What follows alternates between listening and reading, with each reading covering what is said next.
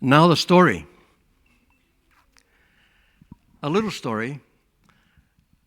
Since she is no longer here, I can elaborate a little bit on Mom. How's that sound?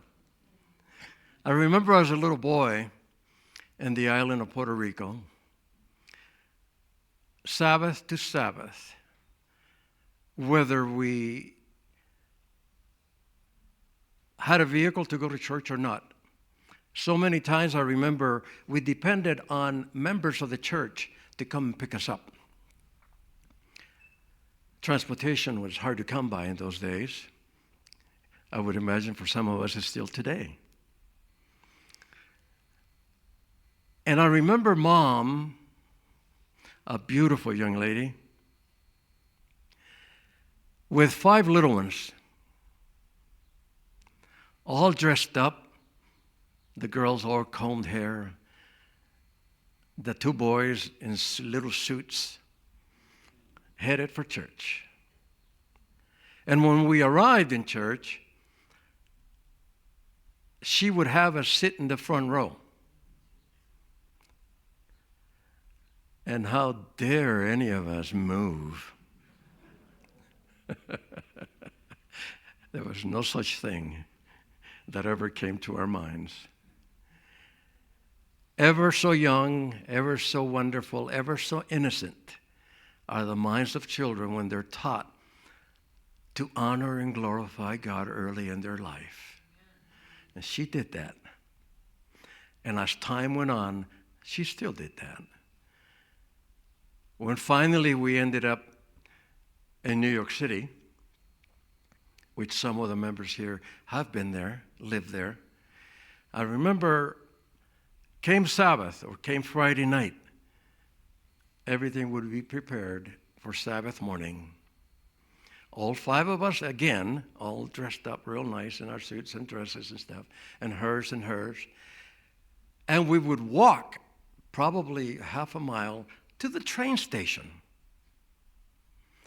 Living in the Bronx in New York City, that's the way it was. You didn't have your own big house with 2 or 3 car garage, 3 or 4 cars. It was take the train time. So we would walk, and it was like, you've ever seen a duck with the little ducklings?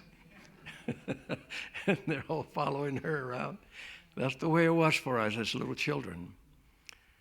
To the church in the Bronx, the name of the church is the Interval.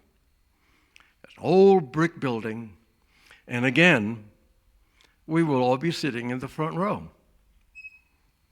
And when it came time to singing, guess who sang the loudest in the church? I was one of them. All the children. And as we grew up and ended up in California, again, for a time, Mom was there and we all went to church together. What a blessing, huh? To have that. Well, just recently, it ended. And every once in a while, I would visit with Mom, and she would grab me by the ear.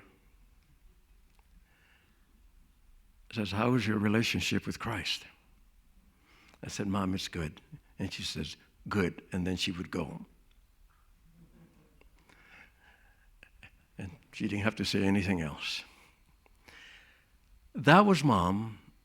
And my friends, I will see her again.